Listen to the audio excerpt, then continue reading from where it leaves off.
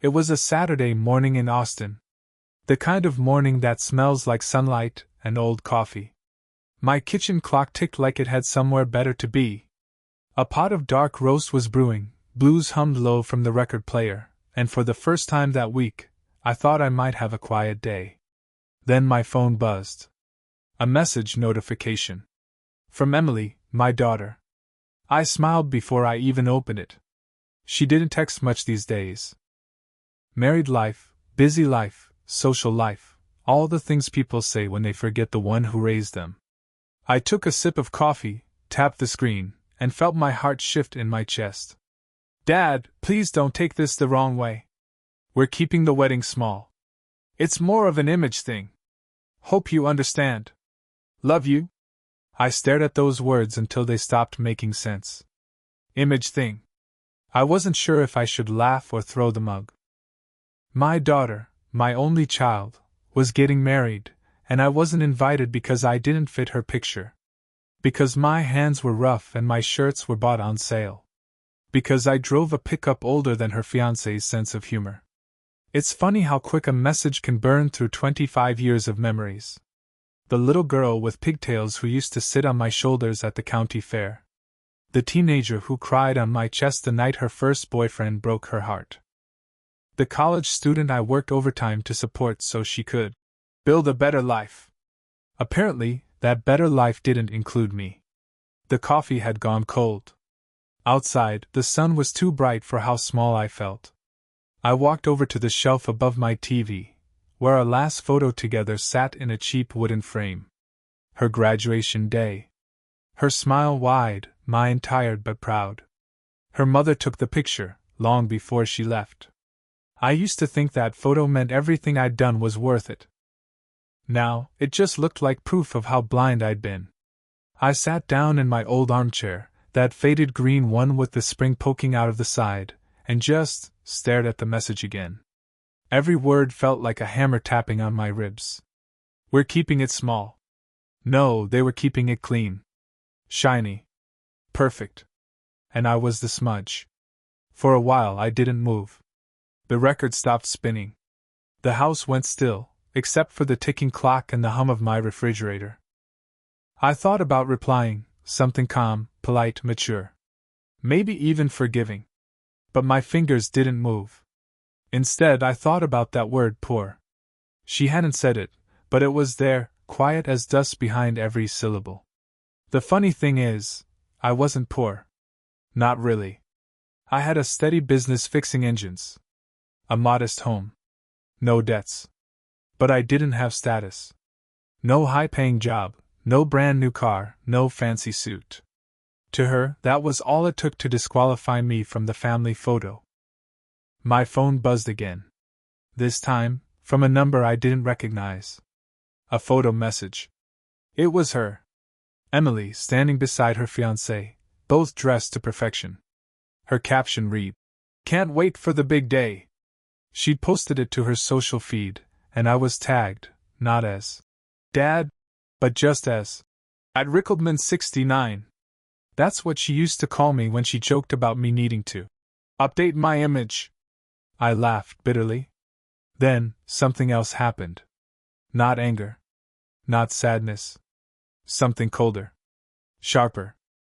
The kind of stillness that comes before thunder. I poured another cup of coffee and stared out the window. My neighbor's sprinkler hissed across the lawn. Somewhere down the street, a kid was learning to ride a bike. Life didn't care about my humiliation, it just kept rolling on. But inside me, something shifted. That message, so small, so polite, had broken something clean off inside me. I didn't know it yet, but that text wasn't just the end of an invitation. It was the end of a version of me. The patient, forgiving, understanding man I'd been. And when a part of you dies, something else takes its place. Something that watches the world differently. That day, I didn't reply. I just sat there, bourbon replacing coffee, and whispered to the empty room. "All right, Emily. You want an image? Let's see how you like the one I give you." 2 days after that message, I heard tires crunching on my gravel driveway.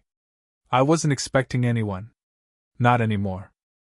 The sun was barely past noon, and the air was heavy with the smell of cut grass and motor oil from the shop.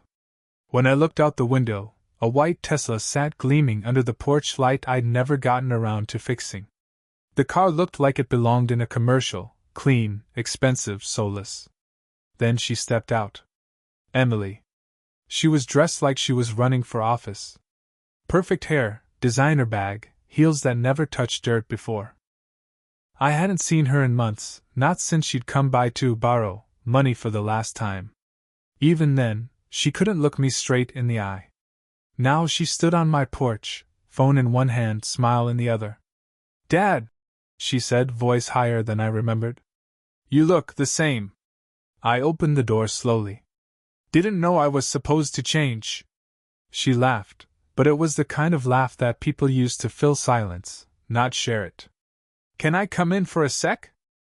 The smell of my world coffee, grease, old wood, met her perfume halfway like two strangers avoiding eye contact. She sat on the edge of the couch, careful not to touch the cushion with her dress. "So," I said, leaning against the doorframe, "you decided to visit the guy who didn't make the guest list." "Dad, don't make it sound like that." She sighed. "You know how weddings are. Budget, space, perception. It's complicated." "Perception," I repeated. "Right. Can't have perception ruined by a man with calloused hands." Her smile thinned. "You're being unfair." "Am I?" I crossed my arms. "You sent a message." "Not a call. A message. Saying your father doesn't fit your image. That sound fair to you?" She looked away, staring at the framed picture on the wall, her as a child holding a wrench, helping me fix her bike. "You were always dramatic, Dad. And you were always honest," I said quietly. "What happened to that?" Silence stretched between us. The only sound was the ceiling fan clicking, lazy and tired. Then, she finally spoke. "I came because, well, we need a favor." I felt my jaw tighten. "Of course you do. It's not money," she said quickly, though her tone already admitted it was. "It's just the venue we booked. The company's truck canceled last minute. We need to haul decorations from storage to the event. You still have your old pickup, right?" I let out a small laugh, dry, sharp. "So you don't want me there, but you want my truck?" She blinked, caught off guard. "Dad, please don't make this a thing. You're good with these things. You've always helped." "Yeah," I said slowly. "I've always helped." Something inside me cracked like old wood under weight. The years of late-night drives to pick her up. The birthday surprises, the school fundraisers, the repairs she never paid for. All of it played back in silence, like an old film I'd already seen too many times. "Emily," I said, steady and quiet, "do you hear yourself?" She frowned. "You're making this harder than it has to be." That was when I realized she truly didn't understand. She wasn't cruel. She was hollow. The world had taught her that love was disposable, and loyalty came with conditions. "I'll think about it," I said finally, though I already knew my answer. She smiled again, relief painting her face. "Thank you, Dad. I knew you'd understand." I followed her to the door. The Tesla's automatic headlights blinked like eyes judging my driveway. Her fiancé leaned out the window, square jaw, perfect hair, the kind of man who thought respect came with money. "Hey, sir," he called. "Thanks in advance for helping out. It means a lot to Emily." I nodded once. "Sure thing." She turned, heels clicking on the steps. "Oh, and don't worry about coming to the ceremony. It's mostly friends and business connections. We'll send pictures." I looked at her, really looked at her. The woman who'd once climbed trees with scraped knees and called me her hero. Now she couldn't even say the word Dad without guilt stuck in her throat. "That's all right," I said, voice low. "You already sent me the picture." She paused, confused for a moment, then smiled awkwardly and walked away. I watched the Tesla glide down the road, quiet and perfect, like it was erasing its tracks behind it. When the sound faded, I went back inside and stood in the doorway where she'd just been. My hand brushed the old photo of us on the wall. I took it down, looked at it for a long time, then set it face down on the shelf. The silence afterward was heavier than any noise. That was the moment something in me stopped asking why and started asking how. How to make them understand what they'd thrown away. How to remind them that respect isn't a currency, it's a mirror. And for the first time in my life, I realized I wasn't angry. I was patient. Because patience, in the right hands, can become the sharpest weapon of all. That night, the house felt different. Not quieter, emptier. Like even the walls were holding their breath, waiting to see what I'd do next. The sky outside was a dull orange, fading into the kind of gray that only comes before a storm. I poured a glass of bourbon and sat in the chair by the window, the one that had a permanent dent in the cushion from too many long evenings. On the table beside me sat my phone. Her message still open, glowing faintly in the dark. I didn't delete it. Not yet. I lifted the glass, took a slow sip, and let it burn all the way down. The man staring back at me in the reflection of the window didn't look like the one in that family photo. His hair thinner, face harder. Eyes steady, not sad, not angry. Just awake. The funny thing about betrayal is that it doesn't always roar in your ears. Sometimes it whispers so quietly that you mistake it for your own thoughts. For hours I sat there, listening to the ticking of that damn wall clock and the hum of the refrigerator. The world outside moved on, cars, dogs, laughter from the neighbor's yard. But mine had stopped. I kept thinking about the word she'd used. You wouldn't fit in. I'd fit into every moment of her life until she decided I didn't look good in her story anymore. The bourbon glass was half empty when I started talking to myself. Maybe I should just let it go. I muttered. She's young. People change. The world's cruel. But even as I said it, the lie tasted worse than the drink. Letting go sounded noble, but what it really meant was letting them decide who I was. And I'd done that for too long. For her mother, for every smooth-talking client who thought a man with grease on his hands was beneath them. I wasn't beneath anyone. The realization came slow, like dawn crawling over a field. I looked around the house. The old tools, the dusty trophies from local car shows, the framed newspaper clipping from when I opened my garage 15 years ago. That place was built with sweat, long nights, and a kind of pride people forget exists.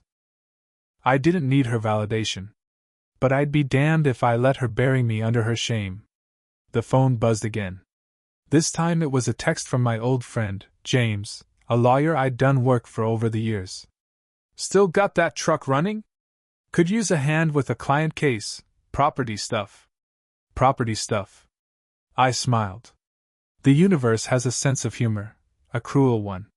Yeah, I typed back. I'm up for it. I didn't know it yet, but that message was the first move on a new board.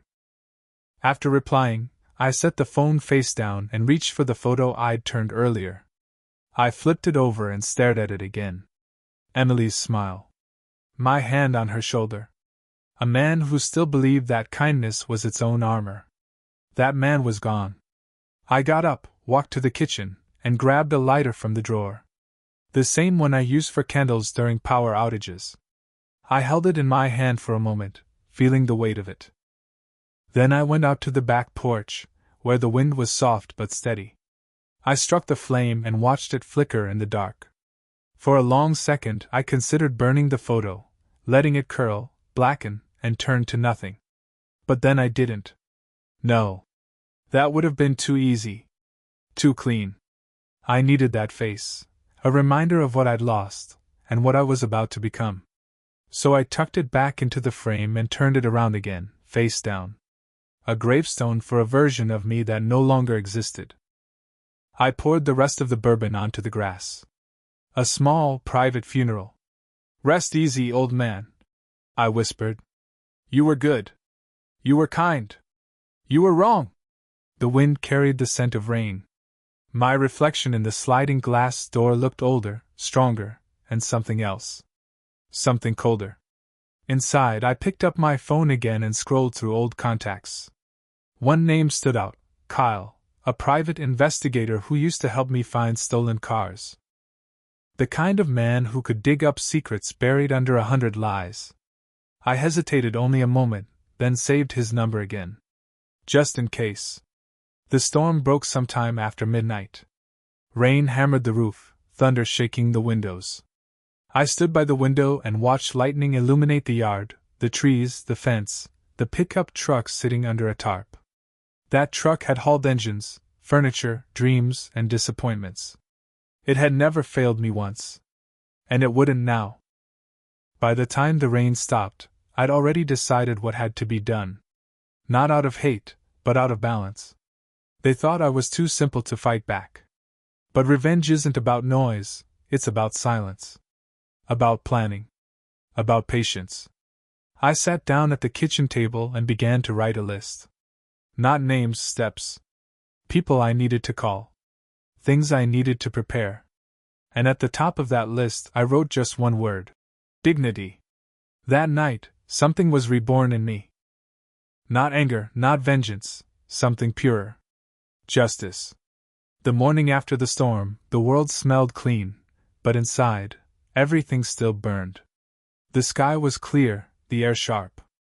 I made coffee, black and bitter, and sat at the table with my list from last night. 10 items. 10 small steps towards something inevitable. Most people think revenge starts with rage. It doesn't. It starts with discipline. Rage is loud, messy, temporary. But silence? Silence can last forever. The first call I made was to James, the lawyer. He owed me more than one favor. I'd fixed his old Mustang back when he was still paying off law school loans. These days, he handled property cases for people who thought wealth made them untouchable. "Rick," he said, cheerful as ever. "You still alive, old man?" "Barely," I said. "Got a minute?" "For you?" "Always." "What's cooking?" "Let's just say," I said, lowering my voice, "I need to make sure a few things are legally protected." There was a pause. Then that lawyer's instinct kicked in. Protected from who? From the people who think I'm too simple to read a contract. He chuckled softly. "All right, I get the picture. Come by tomorrow morning. I'll pull up the papers." By the time I hung up, a strange calm settled over me. The kind that comes when you finally stop wishing things were different. Next, I texted Kyle, the private investigator. It had been years since we'd spoken, but some people don't change, and Kyle was one of them. A man who didn't talk much, but when he did, it mattered. Need to track someone's recent financial activity. Quietly. "You free this week?" He replied 2 minutes later. "For you, always." "Who's the target?" "Family matter." That was enough. By noon, I'd gone to the garage. My old tools were still neatly lined on the wall, the one part of my life that never lied. I pulled the tarp off my truck. The blue paint had dulled over the years, but she was solid. Dependable. Just like me.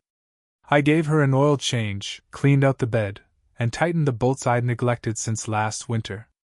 Every turn of the wrench felt like a prayer, not to God, but to purpose. As I worked, I thought about Emily's wedding. The date circled on my wall calendar in red ink.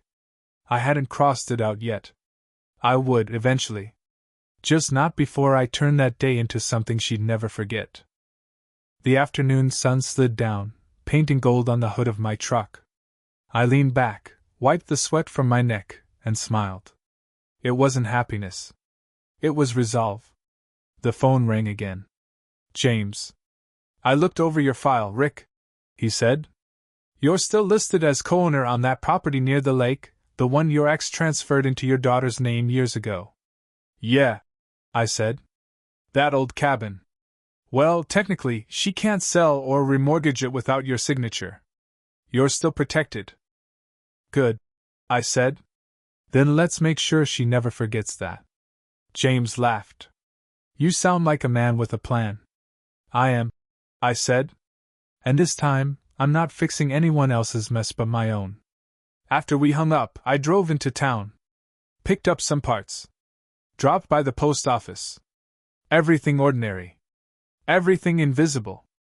That night, I sat by my computer and looked through Emily's social feed. Hundreds of pictures, filtered smiles, champagne glasses, engagement parties. The kind of life built for other people's approval.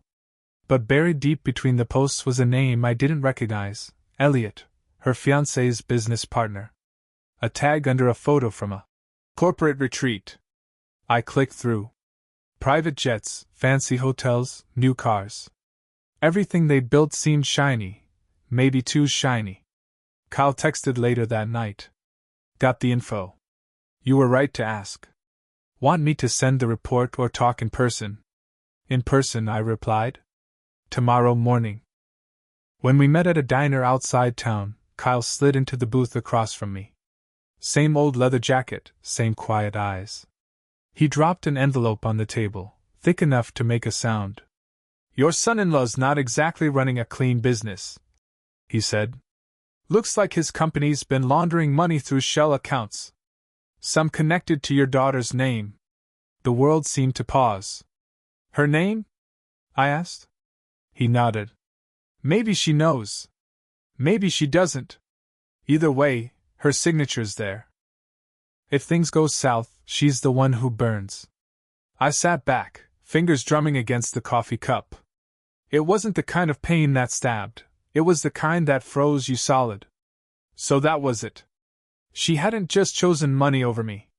She'd built her life on it, dirty, fragile money. Kyle leaned forward. What do you want to do with this? I looked out the window. The sky was gray again, heavy with promise. I want the truth to come out, I said. But I want it to land where it belongs. He smiled, a tired, knowing smile. You've always been poetic, Rick. Dangerous mix. By the time I left that diner, the plan wasn't about showing up her pride anymore. It was about saving her from her choices, and showing her what real consequences look like. When I got home, I locked the envelope in the gun safe. Not because I needed the gun, I hadn't fired it in years. But because some truths need to stay hidden until the right moment. I looked around my house one last time that night. Everything was in its place. Order. Patience. Control. The calm before a different kind of storm. September leaned in like a hand on the back of the neck. You could feel time pushing. Emily's wedding date was a bright circle on my calendar now, the kind you can't ignore. The closer it got, the quieter my steps became. The quieter I was, the louder the plan hummed in my head. I spent the next week like a man doing delicate surgery. One call here, a careful conversation there. Kyle dug deeper. Bank records, transfer timestamps, receipts signed in someone else's name. James wrote an outline of legal pressure that would make a man in a white Tesla sweat. I didn't brag. I didn't gossip. I moved like a shadow, necessary and unnoticed. But movement alone doesn't win a game. The real work is in the details.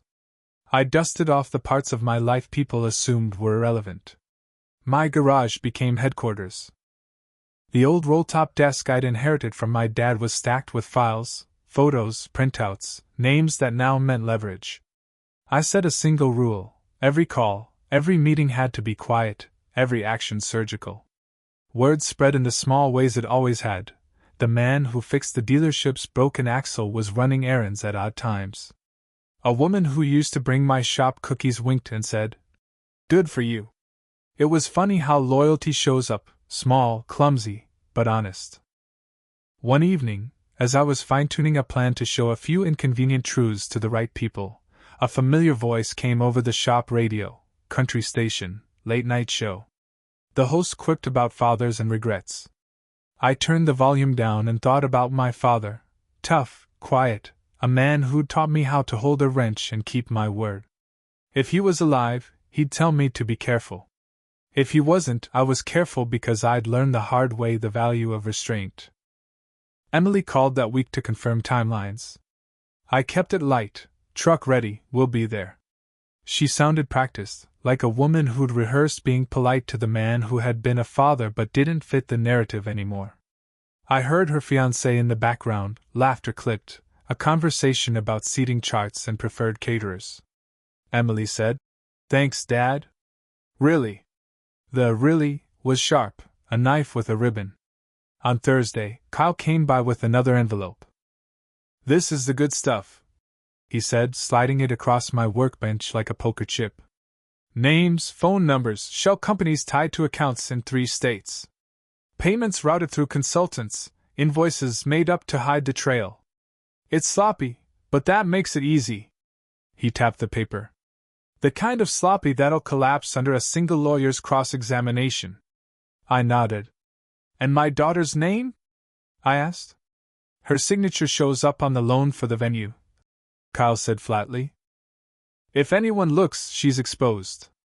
If anything goes wrong, those signatures link back. You need to decide how hard you want this to hit. Decisions are strange things when they're framed as choices between correction and destruction. I wanted correction. I wanted her to see. I wanted consequences to teach where words failed. We mapped it out. The plan wasn't to humiliate for amusement. It was to disclose, quietly and legally, the facts that would make those who enabled the lie uncomfortable enough to step away, leave her with a choice and a truth. Friday, I went to the bank. I transferred funds, money I'd saved, not because it was a lot, but because it was mine and I would use it on my terms. I arranged escrow and set small legal traps that would make certain papers require signatures, phone calls, and explanations. James suggested a quiet filing to ensure certain transfers could be frozen should an investigation begin. My name in tiny, legal print was now an anchor that could not easily be tugged away. That night, I sat on my porch and looked at the neighborhood. House lights went out like stars blinking off. The house was full of small domestic things, a donated lawn chair, an old grill with a patched hinge, a plant I'd forgotten to water. All of it mine. I felt the weight of it, and the rightness of it. This was my life, the honest, complicated, beautiful mess of it. I was not ashamed. Saturday, a neighbor stopped by with homemade muffins. You doing all right, Rick? She asked. People often say that when they mean, are you making trouble? I smiled and said, I'm fine. It was true in its own way. I was fine because I had a plan and the patience to carry it out. On Sunday, a small problem appeared. The company contracted to move the wedding decor called panicking. Their truck had broken down. Emily texted me with a flurry of emojis. Dad, can you help? The ceremony's on Monday. Ordinarily, this would have been routine. I'd have said yes and hauled the boxes myself. Instead, I called James. Let them call me, I said. Do not volunteer. When the movers arrived, I didn't wave. I watched from the porch as them unloaded boxes and took inventory. I let the people whose names were on Kyle's list handle the heavy lifting for me. I made 2 cups of coffee for James and Kyle when they arrived to watch. They drank silently, reading the room like men who knew which domino to push. In the end, nothing dramatic happened. That's the point. The gathering storm is often just the calm before water rises. The trap doesn't snap until you pull the string. On the night before the wedding, I set everything in place, documents filed, access to records secured, an anonymous tip scheduled for a reporter I trusted, and a chain of legal moves that would make sure any attempt to erase the trail would only deepen the hole. I went to bed early and let the dark do its work. If they expected chaos, they would be disappointed. If they expected spectacle, they would only find silence and consequence. I didn't need to shout. I needed to arrange the world so the truth would tell itself, and when it did, it would be impossible to pretend otherwise. The storm was ready. The sky only had to crack. Monday morning came dressed like an apology. Blue sky, gentle wind, not a hint of the storm waiting underneath. I woke before dawn, made coffee, shaved, and put on the one suit I still owned. It wasn't new, but it was pressed, and it smelled faintly of cedar from the closet. The Camaro, cherry red, rebuilt over months of silence, waited in the driveway. I had polished it the night before until the paint looked like still water. People always talk about first impressions. I'd learned that last impressions matter more. The city was already alive when I drove out. Billboards, traffic, people rushing toward their own stories. My reflection in the rearview looked calm. Inside, the pulse ticked like a metronome. The venue sat on a hill overlooking the lake, white chairs, silk ribbons, string quartet rehearsing something delicate. The smell of roses mixed with the faint tang of money. I parked far enough away that they'd have to notice the car before they noticed me. I stepped out, buttoned my jacket, and started walking. Every head turned. The Camaro's engine still whispered behind me like thunder in a distant canyon. I didn't hurry. I didn't need to. At the reception tent I found her. Emily. In lace and diamonds, surrounded by people who spoke and practiced smiles. For a moment, I forgot the plan. She looked beautiful, fragile, even. Then she saw me, and the color drained from her face. "Dad?"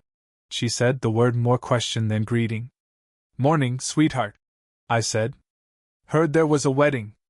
Her fiancé, Ethan, appeared at her shoulder, one hand slipping possessively around her waist. "You weren't supposed to," he began. "I know," I said. "But I brought something you might want." From inside my jacket, I pulled a small black box, plain, unmarked.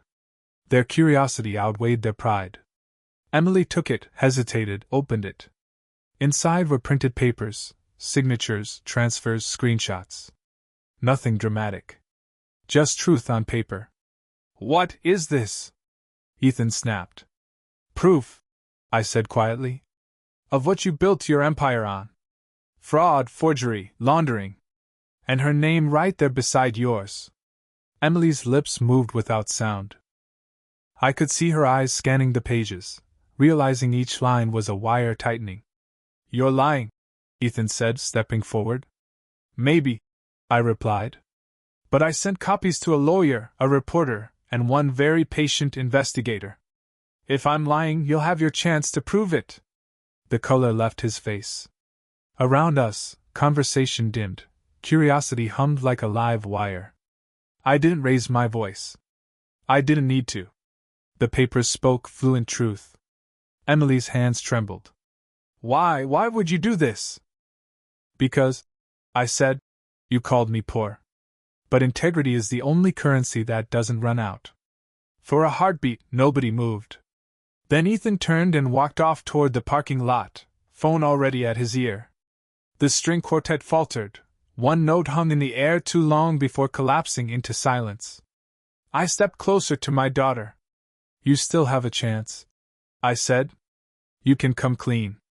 Or you can let him bury you with him. But either way, this life you built on lies ends today." She looked at me, really looked, for the first time in years. "I didn't know, Dad." He said it was investment paperwork. I believed her, and it hurt worse than anger.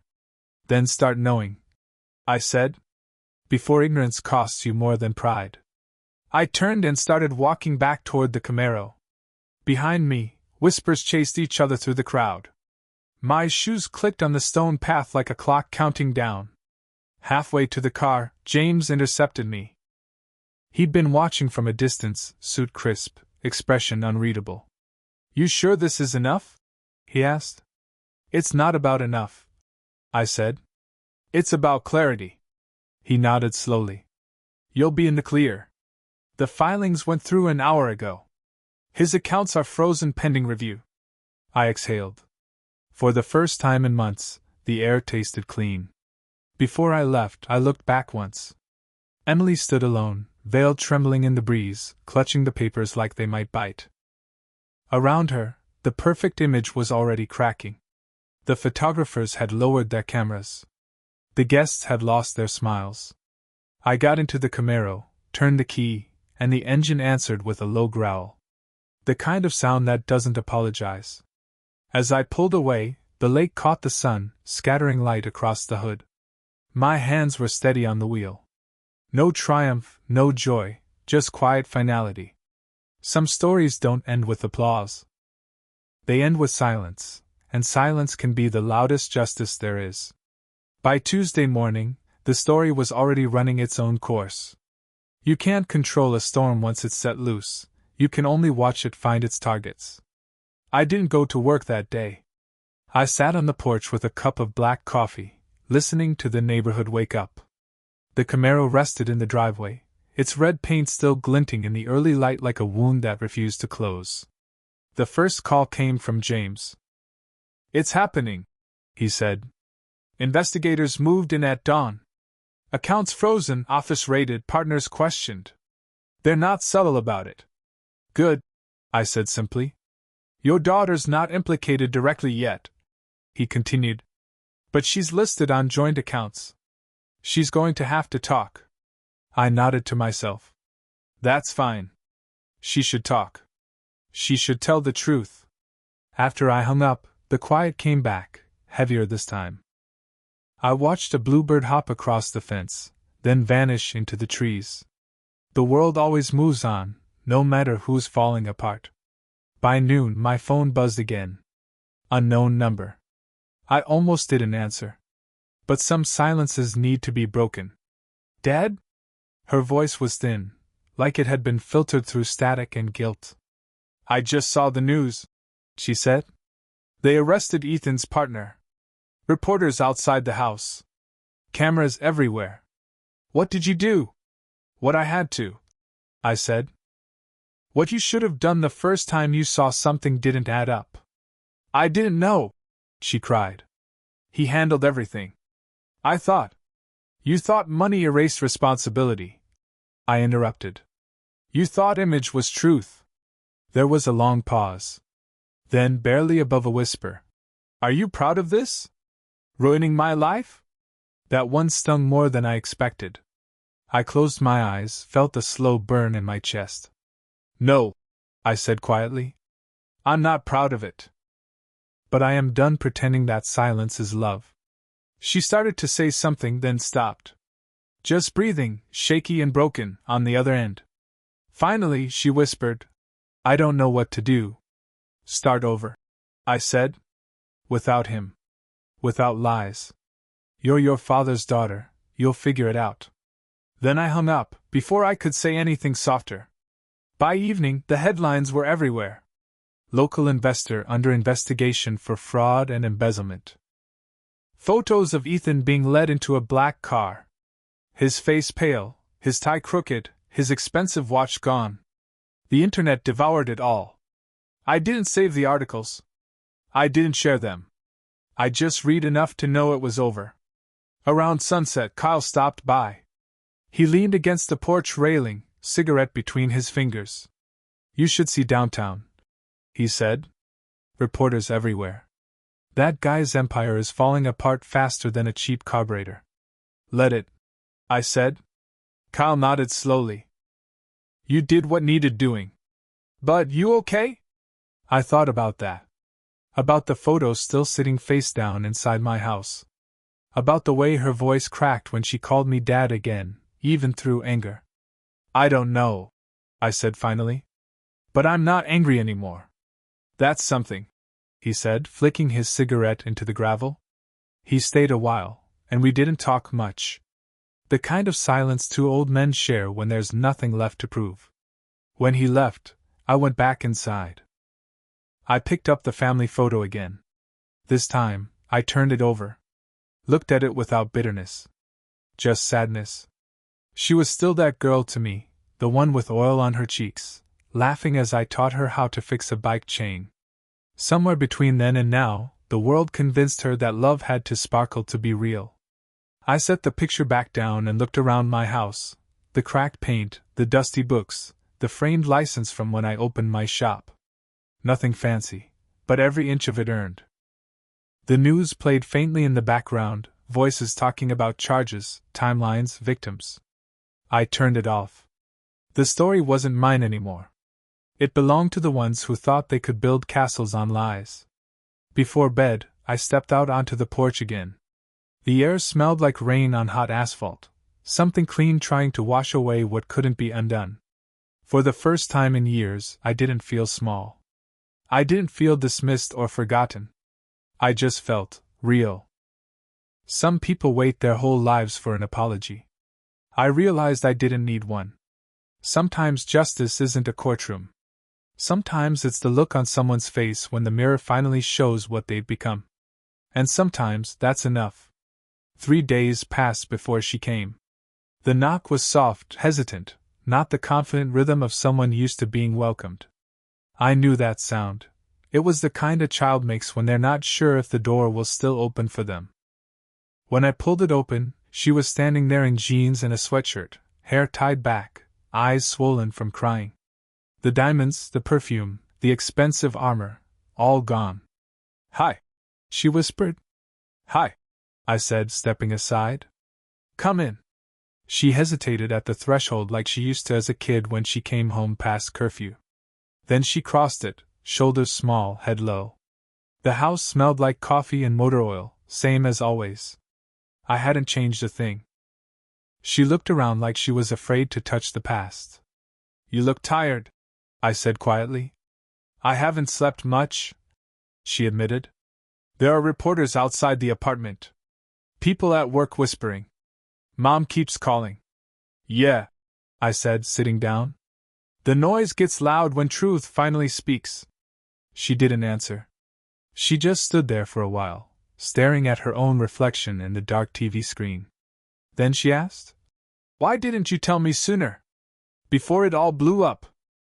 "Because you wouldn't have listened," I said. "You didn't want a father back then. You wanted a photo prop." She flinched. "That's not fair." "It's honest," I said. "Fair left the room the day you told me I didn't belong in yours." Her chin trembled. "I never meant to hurt you like that." "But you did," I said softly. "And what's worse, you believed you had the right to." She turned away, wiping her eyes. I thought success meant distance. That respect meant control. That if I looked perfect, people would stop looking down on me. And did it work? Her voice cracked. No. They just started looking through me instead. We sat in silence. The ceiling fan hummed above us, and somewhere outside, a dog barked at nothing. Finally, she spoke again, barely above a whisper. "I loved him, Dad. I really did. But he made me believe we were better than everyone else. That you were holding me back." I nodded slowly. "And you wanted to believe that?" "Because it's easier than remembering who taught you how to stand tall." She sank onto the couch, curling her knees up like she was still 15. "I lost everything," she said. "No," I said. "You lost illusions. There's a difference." She looked at me, eyes glassy.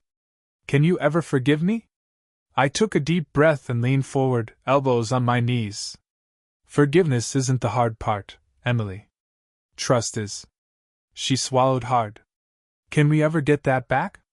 I looked at her for a long moment. The girl I'd raised was still there, buried under the woman life had sculpted from pride and fear. "I don't know," I said finally. "But we can start with honesty. That's more than what we had before." Tears slipped down her cheeks. She didn't hide them this time. She just nodded. "I don't have anywhere to go," she said. "Can I stay here a few days?" I hesitated. Then I nodded toward the guest room. "The bed's clean. Sheets smell like dust and old soap, but it's yours if you want it." She smiled, small, broken, but real. "Thank you." As she stood to go down the hallway, she stopped beside the photo on the shelf, the one I'd turned face up again. She picked it up gently, brushing a thumb across the glass. "I always loved this picture," she said softly. "I just didn't know how to live up to it." "You didn't have to," I said. "You just had to remember it." For a moment, the air between us felt lighter. That night, I heard her crying in the guest room. Not the soft, movie kind of crying, the kind that comes from deep inside, when the world's mask finally falls off. I stood outside her door for a while, hand on the frame, and then went back to my chair. The clock ticked. The house breathed. And for the first time in a long while, it didn't feel empty anymore. I poured 2 glasses of bourbon, one for me, one untouched. An old habit from when her mother left. I looked at that second glass and whispered, "You came home, kid. That's a start." Outside, thunder rolled faintly in the distance, the storm leaving, not coming. For the next few days, the house changed in ways that only silence can explain.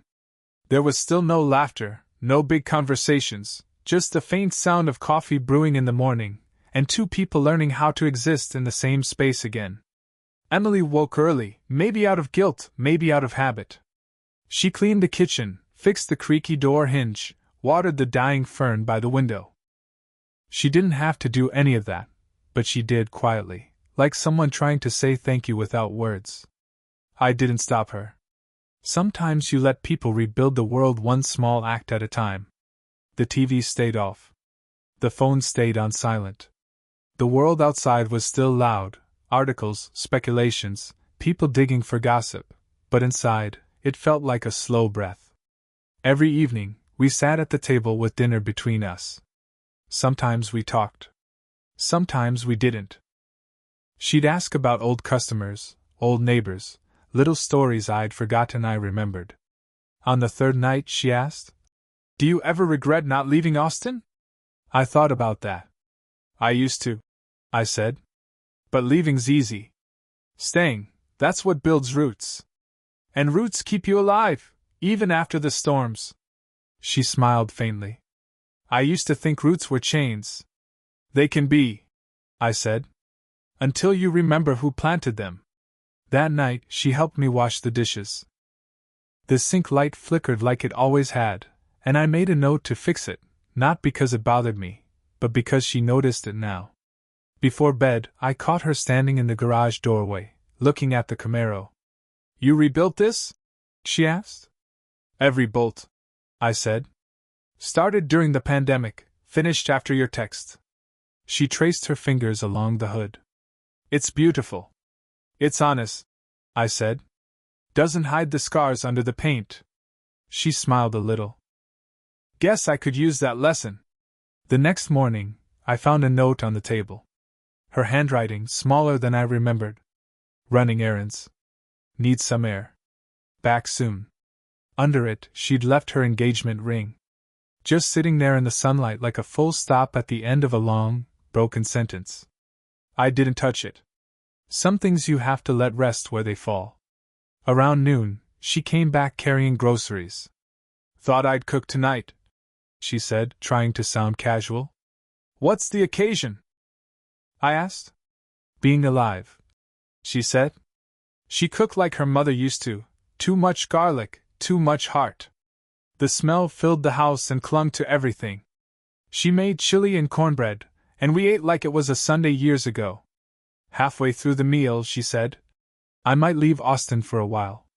Maybe stay with Mom till the dust settles." "That's smart," I said. "A fresh start can do good things for people who finally see themselves clearly." She nodded. "You'll be okay here?" I laughed. "This house and I have been through worse. Besides, someone has to keep an eye on that Camaro." After dinner, we sat outside with 2 mugs of tea. The crickets were loud, the air warm. For a while, we just watched the stars. "I used to look up there with you when I was little," she said. "You'd tell me every star had a story." "They do," I said. "But the best ones are the ones that fall and still get back up." She glanced at me, eyes wet again. "You always did talk like a movie character." "Yeah," I said, smiling. "Guess I finally earned the soundtrack." The porch light buzzed softly. Somewhere down the street, a neighbor's dog barked at the wind. Life, normal, boring, perfect life, returned in fragments. When she went to bed that night, I stayed outside. Looked at the stars until they blurred. Thought about how strange forgiveness feels when it finally arrives. Not loud, not heroic, just still. I didn't forgive her because she asked. I forgave her because holding on to pain had kept me company for too long. Letting it go felt like losing an old friend and finding a new self. Before I went inside, I whispered into the night, "That's enough, old man. You did what you came here to do." The wind didn't answer, but the quiet did. And for once, it was the kind that lets you sleep. The morning she left, the air was cool and clean, the kind of Texas morning that tricks you into thinking summer might finally give up. She packed light, a small suitcase, a tote bag, and the silence of someone who learned how heavy words can be. I helped her load the car. Not a Tesla this time, just a rental sedan, the kind that doesn't make promises it can't keep. "Mom's expecting me this afternoon," she said, closing the trunk. "She doesn't know everything yet, but she knows enough." "She'll listen," I said. "She always did." Eventually. We stood there for a moment, both pretending to check for things she might have forgotten, just to avoid the goodbye. The neighborhood was still half asleep. A few sprinklers hissed, a newspaper thudded onto a driveway. Finally she said, "Thank you for not giving up on me, even when I gave up on you." I shook my head. "That's what parents do. We hold the rope even when you try to cut it." She smiled, soft but steady. "I don't deserve that." "None of us do," I said. "That's why it matters." She took a deep breath and looked around, the old porch swing, the faded fence, the Camaro gleaming in the corner of her eye. "You ever going to repaint that thing?" "No," I said. "Scars tell the truth better than shine ever will." She laughed quietly, the first real laugh I'd heard from her in years. It was small, but it sounded like home. Before she got in the car, she reached into her bag and pulled something out, the framed photo from the living room. Our photo. She'd taken it from the shelf. "I think I'll keep this one," she said. "If that's okay." "It's yours," I said. "It always was." She looked at it one more time, then hugged me, no hesitation, no half measure. Just a full, honest hug that said everything words never managed. "I'll call you when I get there," she whispered. "Drive safe," I said. Then she was gone, taillights shrinking down the street, sunlight catching on the window glass like a final wave. I stood there until the sound faded, until the morning was just birds and wind again. Then I went inside, poured a cup of coffee, and sat by the window. The house felt different. Not empty, peaceful. The kind of quiet that doesn't ache. I thought about everything that had happened, the message, the betrayal, the lies, the storm, the collapse, the long nights. And how it all came down to one simple truth: revenge hadn't given me peace. Truth had. The revenge was just the road I had to take to reach it. On the table lay the ring she'd left behind. I picked it up, turned it over in my hand, and then set it in a small wooden box. Not as a trophy, as a reminder. Of what pride costs. Of what honesty repairs. That afternoon, I took the Camaro for a drive. No destination, just the open road humming beneath the tires. The radio played an old country song about fathers and daughters, too on the nose, maybe, but it fit. The sun hung low over the lake as I stopped by the overlook. The same place where I'd taught her to drive years ago. I stepped out, leaned against the hood, and watched the water catch fire in the light. I pulled out my phone, still cracked from some forgotten fall, and opened a blank text. My thumb hovered for a moment before typing. "Proud of you. Always was. See you soon." I didn't hit send. Some messages don't need to be delivered to matter. I slipped the phone back in my pocket, took a long breath, and looked at the horizon. The air tasted like rain and renewal. "Guess that's that," I said to nobody in particular. And for the first time in years I meant it. The past was behind me. The anger, the hurt, the waiting, all of it gone, left somewhere between her goodbye and the open road ahead. The Camaro's engine came alive beneath my hand, smooth and low. I shifted into gear, rolled down the window, and let the wind take the rest of the story. No music, no applause, just the hum of tires on asphalt and the quiet peace of a man who'd finally stopped looking backward. Sometimes revenge doesn't end in destruction. Sometimes it ends with a simple drive under a wide Texas sky, knowing that the truth, heavy as it is, will always set you free. If this story moved you, please support the channel by liking the video, subscribing, and leaving a comment with your thoughts. To continue the journey, click the box on the left for the next story. Thank you for being here.